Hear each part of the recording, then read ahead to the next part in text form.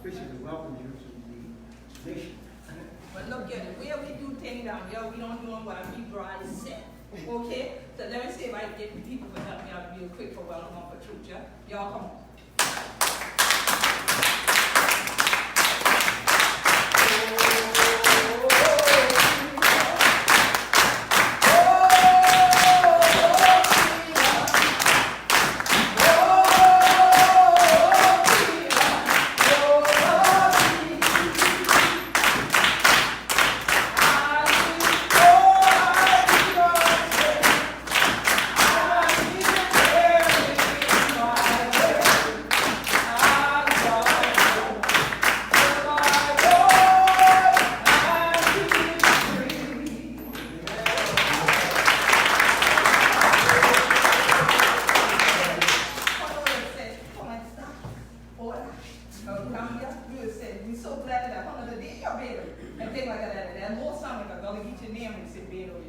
And things like that, not the wrong.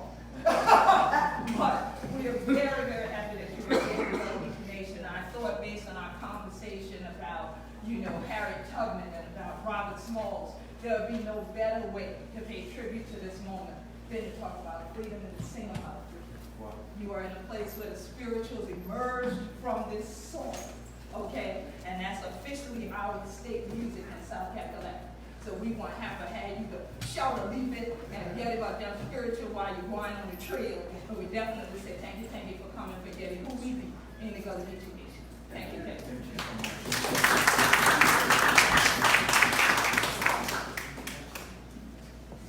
Good afternoon, everyone. Thank you, Queen. Beto, again, it's nice to meet you. Thank you for joining us here in Beaufort. My name is Vanity Reed-Dieter, for those who don't know. I'm a native of Charleston, South Carolina, political science student at the College of Charleston, born and raised down here in Chucktown, and a self-proclaimed Geechee. So Beto has been a force within the Democratic Party since his days on City Council in El Paso, Texas. He's been a proponent of providing protections for all citizens, especially those within minoritized identities. He rallied for the access to health benefits to domestic partners, advocated for the legalization of marijuana, which would lead to decriminalization and expungement of records for nonviolent offenses, and has shown that he's willing to keep and speak for the communities sequestered into the margins of society. With an intent that aligns with his impact, he's illustrated the strong possibility of flipping staunch conservative states like Texas to blue on the political roadmap. Vouching for a more sustainable path to increase national security, he has vocally opposed border walls and recognizes the need for this nation to take a critical look at the impacts of our consumption and our activity on our planet. He proposes regulated emission standards to net zero by the year 2050 in order to curb the effects of climate change. Acknowledging that we thrive off of the land here from coastal communities is critical in understanding which geographic areas will suffer the adverse climate effects first.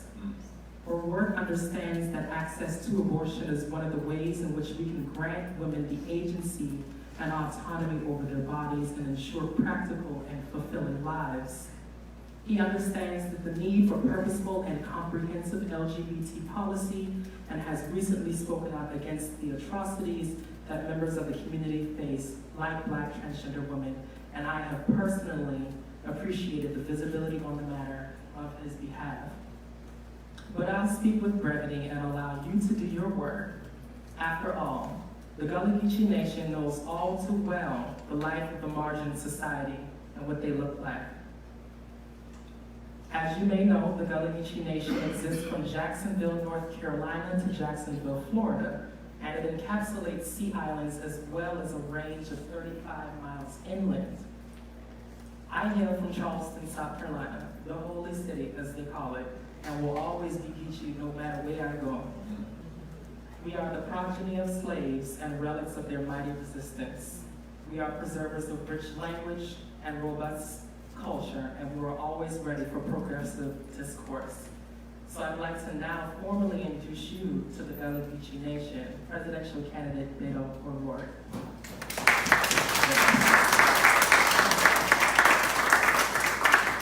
Vanity, thank you for the introduction and the very kind words, and for making the effort and the drive to be here today so that I can listen to you. And very much looking forward to the conversation and your contributions to it. Reverend Hodges, thank you for hosting us today, and to the community of Tabernacle Baptist Church for your hospitality and your kindness to a stranger from far west Texas. Grateful for that. To Queen Quet, I cannot thank you enough for personally being here to greet us, to welcome us, to instruct us in the history and the traditions that inspire not just this community or this state, but this country and people beyond our shores.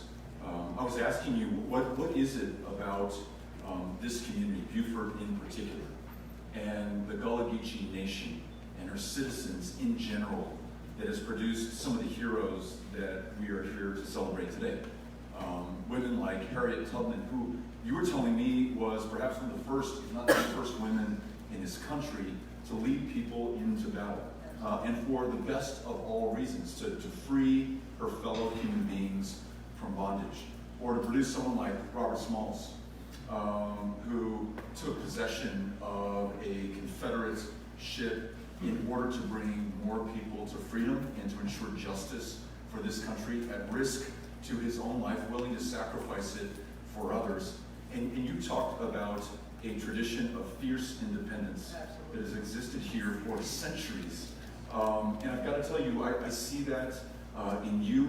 I feel that from the other members of this church community and the citizens of this nation. And I got to tell you, it really resonates, and it is powerful for a person from El Paso, Texas. And I was just saying, this place that is, in my mind, having grown up there, a wonder of the world.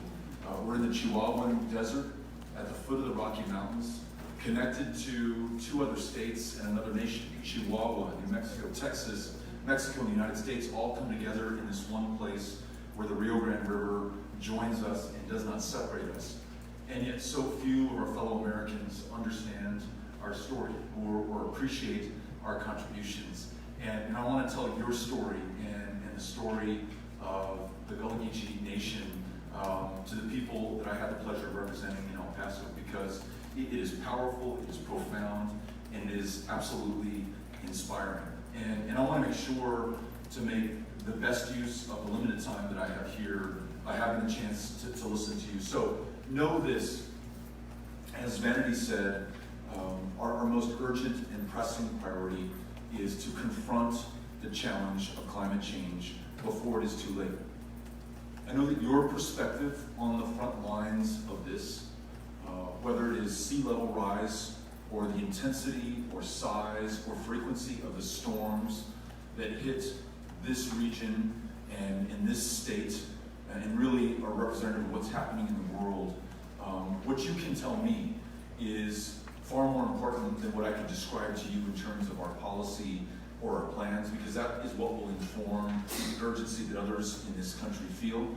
What you can tell me about the ability to afford housing and ensure that we're able to maintain the families and the culture and the nation that has persisted for hundreds of years here, to make sure that it will continue for hundreds of years going forward, to make sure that we stop any prospect of offshore drilling, which could spoil forever these very lands that are sacred to this and every generation that follows. I want to make sure that I have the chance to hear directly from you about these and other issues, and to include you and your stories and your ideas and your concerns and what you are most hopeful and optimistic for into this campaign and into the service that we would like to provide as president. So, Queen Quet, thank you again for your kindness and for your leadership. To each of you for making the time to join us today. Very much looking forward to hearing what you have to say, and we are grateful. Thank you. Thank you, Beto.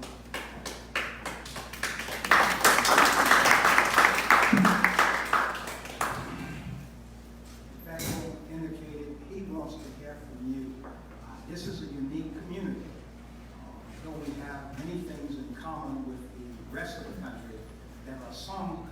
that are unique to us. And at this time, he wants to hear from you. He wants to learn more about this area, some of our unique concerns.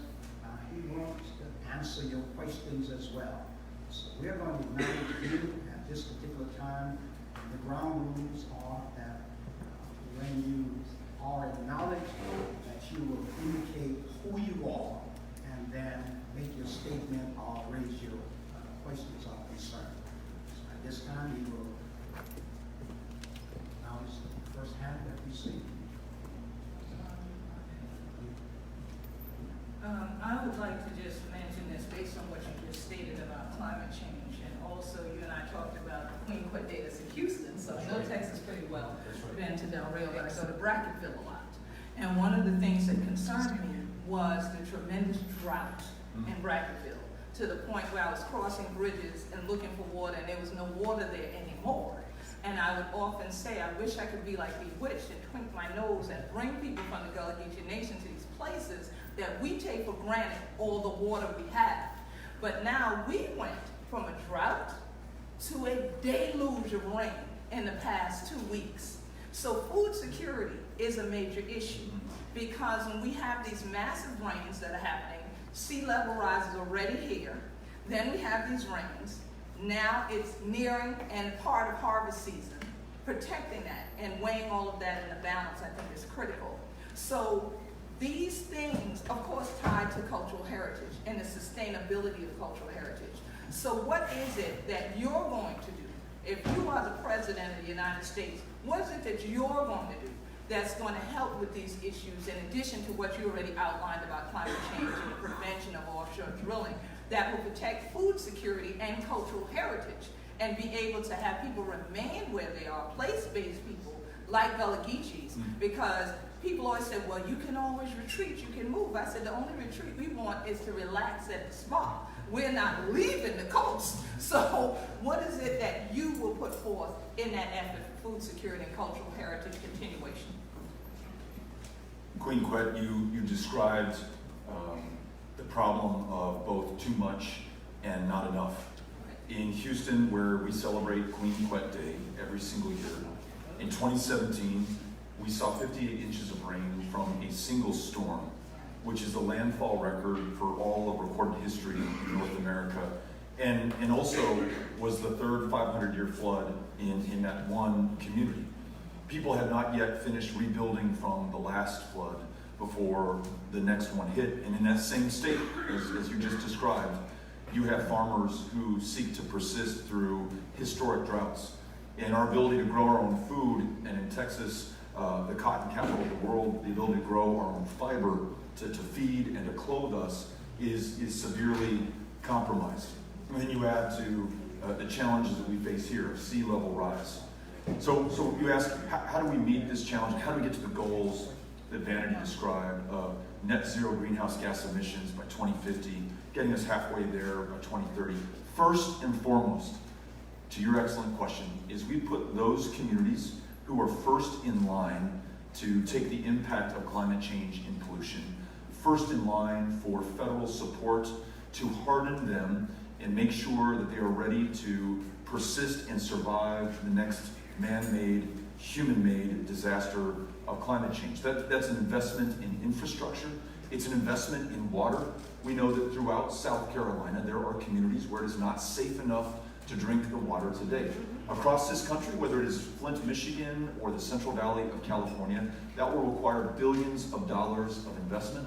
As president, I will make sure that we make that investment. Also in the infrastructure that protects communities from sea level rise, from flooding, ensures that we have the water resources for those who attempt to be able to grow this food and fiber through historic droughts.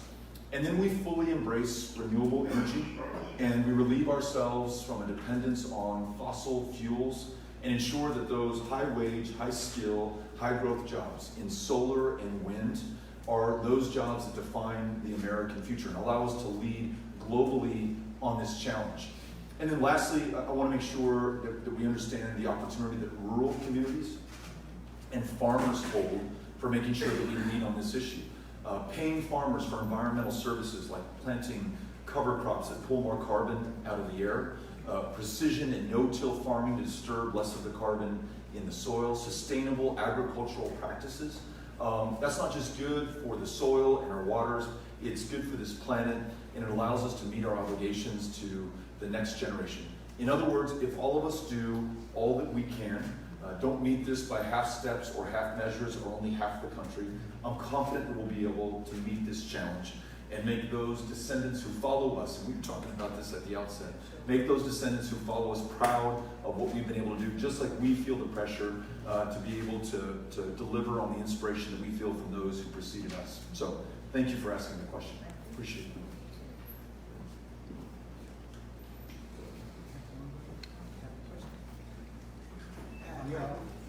Hi, my name is Lady Pamela. I'm a executive community person for Beaufort County. And I was wondering, how do you plan to motivate and address the younger voters here to listen to where you stand on the issues such as wage increase, health care, good education, criminal justice, and not only here, but for the country at large, which is not being done right now? Lady Pamela, thank you for the question. Also, thank you for warmly greeting me when I walked in. Made me feel good. Thank you. I think you have to go to where young people are. For anyone who's ever run for office and has listened to any advice, folks tell you do not show up for young people because they don't turn out to vote. You're wasting your time. You have limited resources. Spend them with people who've traditionally voted in 5 out of the last 5 elections. We turned that logic on its head and we thought, if no one ever showed up for me, I wouldn't vote either. So why don't we go to those places? Why don't we go to Voorhees, as we did in Denmark, South Carolina, or South Carolina State, or USC, the real USC, as people of South Carolina tell me. And both introduce ourselves, as we've done today, and as we are doing today, listen to people about what is most pressing in their lives.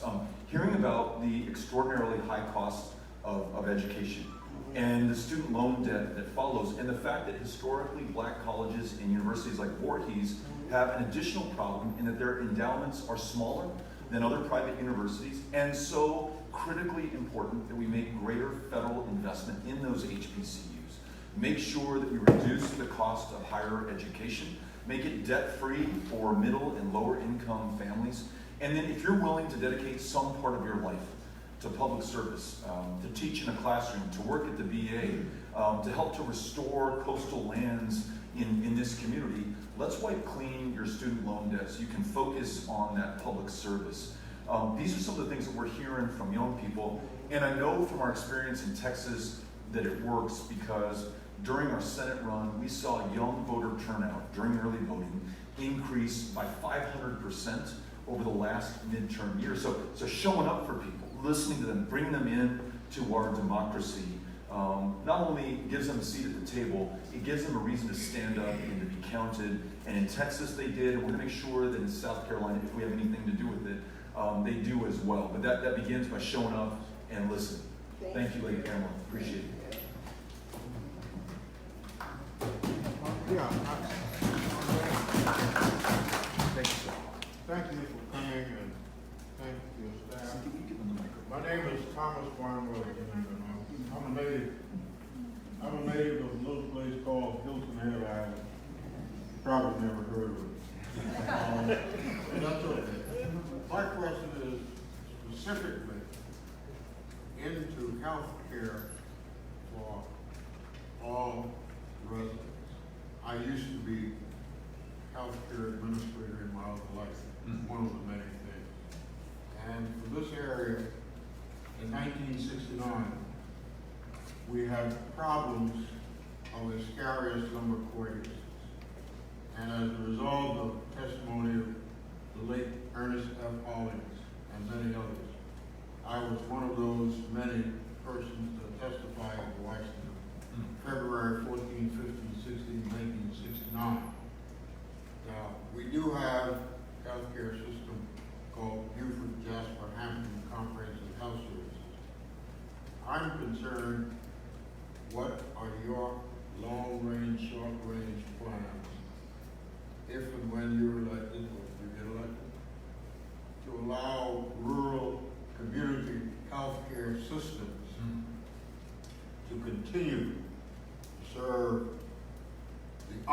underserved population.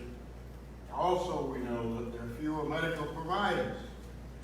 Attached to that, what are your long-range plans for outpatient as well as telemedical service?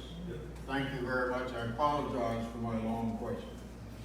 It was perfect, and I'm grateful for the question and the grounding and the context of this country's history. 1969, the same year that you were testifying, same year, of course, in Charleston, at the Medical University of South Carolina, those brave hospital workers led that strike that brought in first hundreds and then thousands. I believe the first public appearance by Coretta Scott King after the murder, the assassination of her husband. And from that was the ability for those hospital workers to organize and to make sure that they were treated a little bit more better than they had been before. And yet, as we were there on that 50th anniversary, we learned, I was listening to Pastor Thomas Dixon, and said, well, 50 years later, it's got to be so much better. And he said, no, in some cases, Beto, it is worse. Many of the nurses working at MUSC right now cannot afford to receive health care in the same place that they provided. So you ask, what's the solution to this? Guaranteed, high-quality, universal health care for every single American has to be the goal. You ask about the means. Let's make sure that if you're one of the tens of millions of our fellow Americans who has no care at all, that we enroll you into Medicare. If you are insufficiently, I love that you used the word guaranteed earlier. If you are insufficiently covered, means you have health insurance, but you're not guaranteed care because you may not have the money for the copay, you may not be able to afford the premium, you may not be able to bridge that deductible, you can elect to move into Medicare. But if you have employer-sponsored insurance that you like, works for you and your family, you're able to keep it. It's a plan called Medicare for America, and it's the one that we support. And then lastly, for the 400 or more rural hospitals that are on the verge of bankruptcy and closure in this country right now, you know and I know their closing will effectively close down those communities. The ability to recruit the school teacher, the ability to retain those young people or to talk them into coming back to that community when there's no health care there anymore, that will consign them to a lack of vitality and ultimately an inability to sustain a population there. So investing as a part of this plan in rural health care specifically, the reimbursement rates that make it affordable to be a nurse practitioner or a doctor in that community, essential if we're going to solve this problem. And lastly, to anyone who thinks it's expensive to make this commitment to universal health care, it may be, but it is a heck of a lot less expensive than the way that we pay for care today in the emergency room, in the county jail, or not at all for people who live lives diminished or cut short far too soon. Thank you for the question. Appreciate it.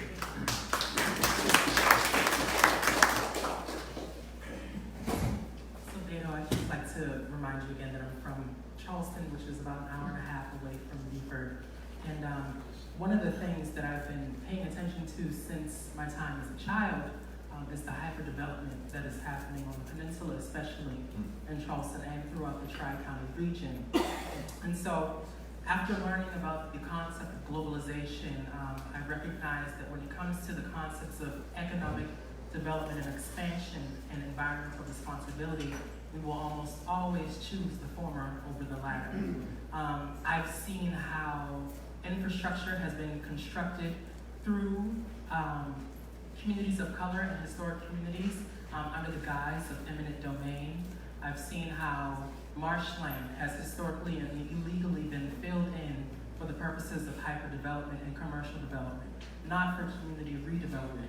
And so my question to you is, after having observed that even the mitigation funds that are set aside for the redevelopment of communities, which is a federal law, if you build infrastructure through a historic or low-income community, you are supposed to set aside mitigation funds for the redevelopment of that specific community.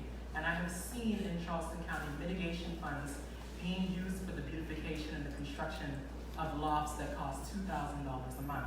And so what kind of federal impositions or sanctions can we hold to better hold our local governance accountable? Such a good question, and so much good context provided with it. First time I met Myra, we were at a roundtable like this one, and someone was telling me about workers who support tourists in Hilton Head, but drive 2 hours to get to their job that pays a little bit more, maybe, than minimum wage, and then 2 hours back home at the end of the day, unable to afford childcare, really unable to afford to hold that job, given the cost to commute, both in gasoline and wear and tear on their automobile. And then you mentioned the cost to the environment. How do we pay for what that is going to do in terms of emissions to our planet? And so you asked about what we do at the local level, what we do at the federal level to support the right kind of local leadership. Inclusionary zoning, meaning that the people who work the jobs in wealthier parts of the state or the country can afford to live in those places, so they're not making 2-hour commute times. What if, you asked about impositions, we could also talk about incentives. What if we tied federal funding to a local municipality's willingness to have inclusionary zoning so that more people could afford to live in that community? What if we invested in infrastructure, not only to mean roads and bridges, but rail and transit? What if we followed Mayor Benjamin's lead in Columbia, South Carolina, who used a federal investment of community development block grant funds to ensure that there was affordable housing in the city center, and he made zoning and opportunities for private developers conditional on affordability as a function of income? It's no accident that he's the president of the United States Association of Mayors right now, because he's really leading nationally where there's a void in that leadership federally. So I totally agree with the premise of your question. All of these issues, the environment, commute times, infrastructure development, housing, they are all related. And we also, to the point you began with, which is so important, we also have to make sure that progress or economic development does not come at the expense of communities, whether that is gentrification, pushing people out whose families have lived there for generations, or forever ruining or spoiling the very land that has drawn people to that place in the first place. Under our administration, I will make sure that our EPA rigorously enforces the laws and the rules that they have. We'll use our rulemaking authority to create new ones, working with local stakeholders to make sure that we protect the airshed, the watershed, the viewshed in these incredibly historic, important places. And then make sure that we're telling the full American story, as you were telling me today as we were paying homage at Robert Small's gravesite. These really important places should be preserved, and then that story should be told to the rest of the country without compromising local communities. So thank you, Ben. Great question. Appreciate it.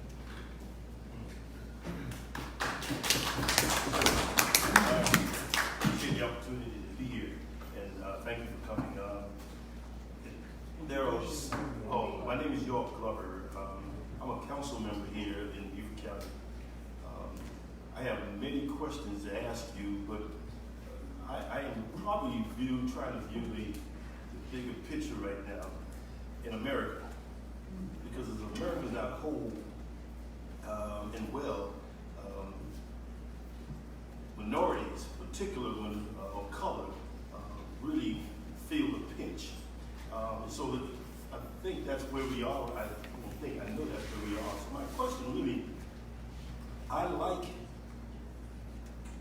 all of the candidates that are running for the Democratic Party ticket. I think any one of you would do well. My problem, my concern right now is really the rest of the offices that's out there. Senators, House of Representatives, is crucial, because having one office is not good enough. We need to have them all. So I really want candidates to really consider the whole entire picture. One of the problems we're having right now is that Senator McConnell is stacking the Supreme Court right now in the court system with judges. We just recently, a gentleman just wrote a book called in Dawkins, South Carolina, we talked about Judge Waring. And one man what made a difference in bringing about the Brown versus Board of Education law to pass. That was done in 1954. He did it before then, but the Supreme Court dealt with it in 1954. That replaces 1896, where Plessy versus Ferguson was. So a Supreme Court justice, one person can make a difference in the lives of people. And I'm afraid of this country right now because we are at a point where we are in trouble. Civility is not there. What can we do to make sure that if 22 of you do not get that one slot, that you will fill those other key positions that we need? And I'm not putting you on the spot, but maybe if you got it, you make sure you tell the others that you need to run for the Senate and the House of Representatives, because we need good representation Councilmember Barber, thank you. Agree with everything that you said, including that any one of us running for the nomination would be a better president than the current occupant of the White House. So we've got an extraordinary field. And make her or him successful in November of 2020, successful in January of 2021. You have my commitment to that. I was earlier today in Washington, D.C., and I had the opportunity to sit down and listen to Lee Saunders, who is the president of AFSCME, Public Sector Union. And we were talking about the Supreme Court, and we were talking about the Janus decision that makes it harder for public sector unions to organize, and not just to deliver for their members, but to deliver for all of us who receive public services in this country, all 320 million of us. And he said, this is going to be counterintuitive, Beto, but after Janus, which made it harder for us to organize, our membership actually went up. In the Trump administration, during this attack on organized labor, you're seeing an urgency that was not there before the Trump administration.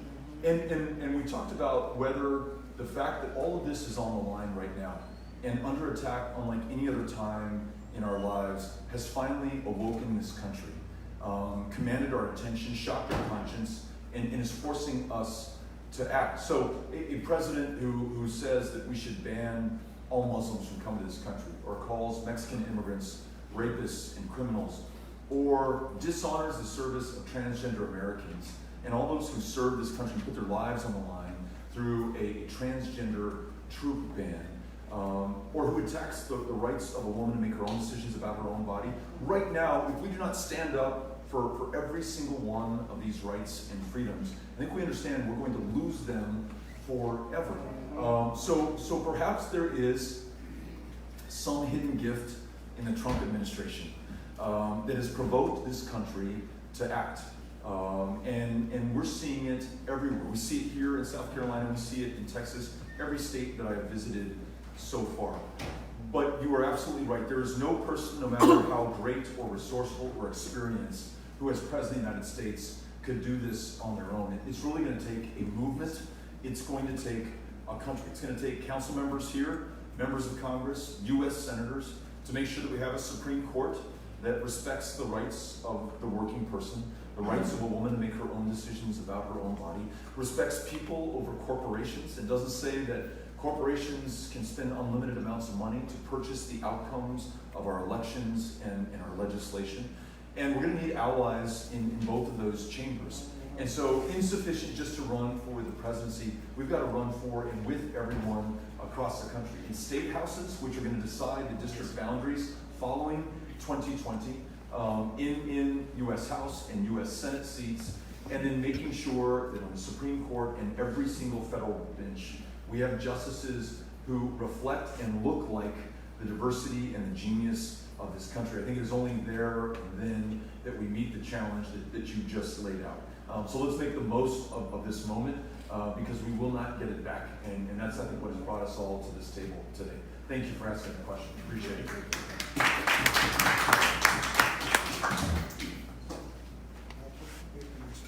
One more person. How you doing again? Good. My question, you said about the full American story, and we're living in a season where a lot of people are concerned about the division that we have. But my pertinent question is, what do you think about reparations? Because that's, I will tell you, that's a topic of discussion that will galvanize and invigorate younger people. And it's not a racial thing, making white against black, but it's showing that the full American story needs to include some of the atrocities as well as what history has done. So I'm just curious about your feelings about that.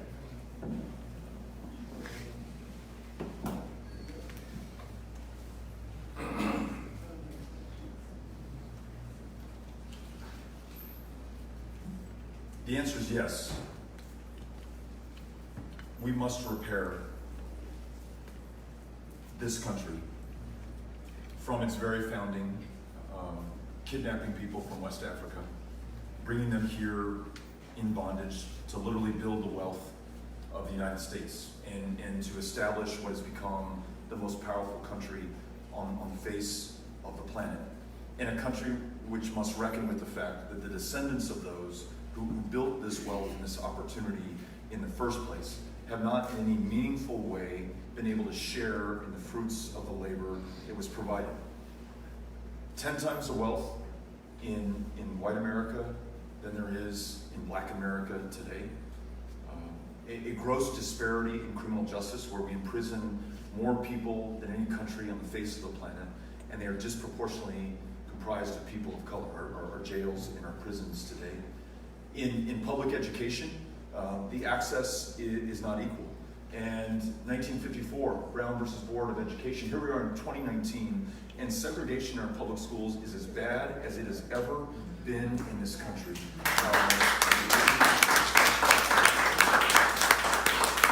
Healthcare outcomes, we know that we have a crisis in infant mortality and maternal mortality. In infant mortality, the discrepancy between white America and black America is greater this year than it was in 1850. In maternal mortality, 3 times as deadly to be an African American woman in this country today. So the case is made, but it will require, as you just said, telling the full story of this country. I'm at the beginning of a book that my wife lent me, that she said changed her life. It's Just Mercy by Brian Stevenson. And on her advice and the advice of others, I reached out to Mr. Stevenson to get his thoughts on this question. Given his work on criminal justice issues, on freeing those who've been wrongfully imprisoned and placed on death row for crimes they did not commit, and who was instrumental in the establishment to a memorial to peace and justice in Montgomery, Alabama. And he used that word, story. He said, until we tell and every single American learns the full story of this country, we will never be able to get to repair or to reparations or to stop visiting this injustice on future generations. I could not help but notice in the rendering for the memorial to Harriet Tubman, you have this beautiful sculpture, and the 5 people represented looking at that sculpture are all white Americans. I think 4 of the 5 are children. And we think about other atrocities and disasters that other countries have endured. You think about Germany post-World War II. Everyday Germans were forced to go to those concentration camps and see what was done in their names so that they could not deny it. In South Africa, you had truth and reconciliation after apartheid. After the genocide in Rwanda, both Hutus and Tutsis were made to know and be able to share the full story of what had just happened in this country. Today, we know this. White America does not know this story. It took Queen Quet telling me about Harriet Tubman leading Americans into battle for me to fully appreciate that story. That is something that I should have learned in my textbook in 3rd grade at Mesita Elementary in El Paso, Texas. So the answer is yes. The path there, though, has to come through telling, learning, and sharing this American story with everyone. Then I think we define what reparations look like and how we begin to make that repair. So thank you for asking the question. Very grateful. This is the last one. John Glover. Ms. Perry will be your last question after that statement. John Glover, St. Helena. I'm a veteran of Vietnam, and what this country are doing to veterans of Vietnam is atrocious. I have been exposed to Agent Orange. I served in Thailand. I didn't know there were Agent Orange there when I went there. None of my fellow brothers knew anything about it. We came back, we started having these illness. We put in for our benefit, and we are told no, we are denied it. This country, and I noticed that there are people now, there are groups that are now soliciting money for the veterans. I mean, damn it, excuse me, I'm in church, but anyway, it bothers me to see that we go out to war, you send us to war, you bring us back, you teach us how to kill, that's one thing. You bring us back, right? And then you throw us out in the streets. And when we have to apply for benefit, you deny us the benefits. Okay? I think that, and then now people are going around soliciting money for us. And I says, hey, this government sent us there. They're the one that sent us into harm's way. They're the one that should be supporting us, not we happen to go out and have an organization to take care of us. That's not right. So, as president, I'm a victim of Agent Orange. Okay? And I have been applying for benefits now for the last 9 years. And every time I applied, they denied it. And they told me that, they said, oh, you was on the base. Yeah, they had Agent Orange there, but you weren't on the perimeter. You was on the base, but you weren't on the perimeter. And my thing is, damn it, I was on the base. John, first thing is, as soon as we finish, Cynthia Cano, who's sitting behind you, is going to get your contact information. We're going to work your case right now. I spent 6 years on the House Veterans Affairs Committee.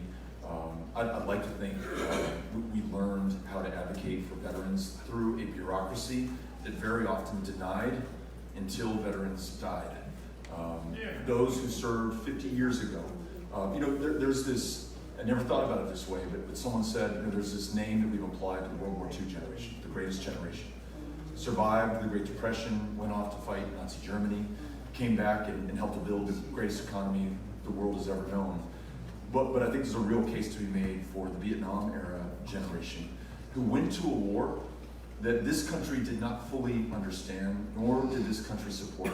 Returned to this country, not to ticker tape parades or applause or cheers or even help at the VA, and then quietly got back to work to continue to build this country and distinguish us as the greatest place on the planet. And now, at a time that 20 veterans a day, every single day, die by their own hand, and the greatest cohort among them are the Vietnam-era veterans who have been carrying post-traumatic stress disorder or exposure to Agent Orange with them for 4 or 5 decades, denied care that whole time, in so many cases unable to take it anymore. Beyond working your individual case, we need to make sure that we fund the VA commensurate with the need based on the wars that we have started and sent women and men from this country to, going all the way back to World War II and all the way through the wars that we're fighting here tonight. And I've found no more eloquent or powerful speaker against going into any more wars or for bringing those service members back home than those who served in Vietnam, because only you know the true toll and cost of service and sacrifice to this country. So tonight, there are 44,000 funded but unfilled positions in the VA, clinical positions, which means that there are lines that wait not minutes or hours, but weeks and years in some cases to get in and see a doctor for the condition that you incurred in service to this country. I will make funding the VA a priority. I will make sure that those who have claims based on what they were exposed to, whether it was Agent Orange or the toxins in the Gulf that led to Gulf War syndrome, that they are first in line to get the care that they need, and that we spare no expense, and that we bear every burden to make sure that we deliver for those who put their lives on the line for this country. So, John, you have my commitment. Cynthia's going to get your contact information. We're going to deliver for you. Last question. Yes, sir. Shirley Perry. This is the last question. Welcome to the Low Country. Thank you. I'm Shirley Brown Perry. I live in a small town in Dale, in the Sheldon Township, and I'm very interested in getting out the vote. But I'm also concerned about voter suppression. Yes. What are we going to do to give people the right to vote that's guaranteed by the U.S. Constitution? Gerrymandering. We need to solve this issue now. Why would you want to keep minorities from voting? It is a constitutional right, and we must deal with it. Thank you. Reverend Hodges was talking about Robert Smalls at the outset of this meeting. Here is a Civil War hero, an American patriot, a combat veteran, who also came back and extended that public service in the State House, in the State Senate, in the United States Congress. But there's a reason that he was one of the last African Americans to serve in the Congress for decades following.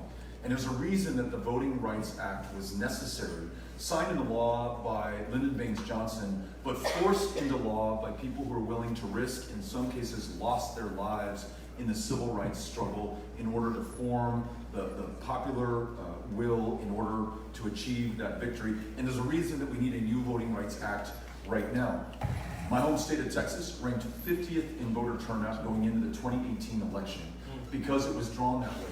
The courts literally found in 2017 that African Americans, Mexican Americans, people based on their race or country of national origin were drawn out of a congressional district to diminish the power of their vote or the likelihood that their voice would ever be heard. I just had the chance last week to sit down with Stacey Abrams. She is the rightful governor of the state of Georgia, but hundreds of thousands of people were purged from the voter rolls by the same Secretary of State who ran against her and got to referee the rules of the election in which he prevailed. If you do not have a Voting Rights Act, you will continue to see this kind of gross injustice on this and every generation that follows. So in Georgia, Texas, what we're hearing about a new set of democracy reforms and proposals. The first calls for bringing many more people into our democracy, so through automatic and same-day voter registration, and pre-registering high school students, 16 and 17 years old, so that they're ready to vote when they're 18. We bring 55 million more Americans into our democracy through registration. We then pass and sign a new Voting Rights Act that ends the voter roll purges, ends racist gerrymandering, ends racist voter ID laws, where in Texas, you can use your license to carry a firearm to prove who you are, but you cannot use your student ID from the University of Texas at El Paso to prove who you are. Election day becomes a national holiday, and then we restore confidence in our elections and in our democracy by having paper receipts or paper ballots for every vote cast, audits of the elections that are held in this country. Not only an end to gerrymandering, but an end to political action committees contributing to federal elections so that our office holders are listening not to corporations, but to people. And then making sure that the census counts every single American, no citizenship question on that census. If we do all of that, I think we meet the challenge that you just laid before us and ensure that this democracy is really up to every single task before us right now. So thank you for sharing this, and I want to make sure that we get a chance to see you in Sheldon Township and have a chance to meet our fellow Americans and the voters who will decide this next election. Thank you. Thanks, Shirley.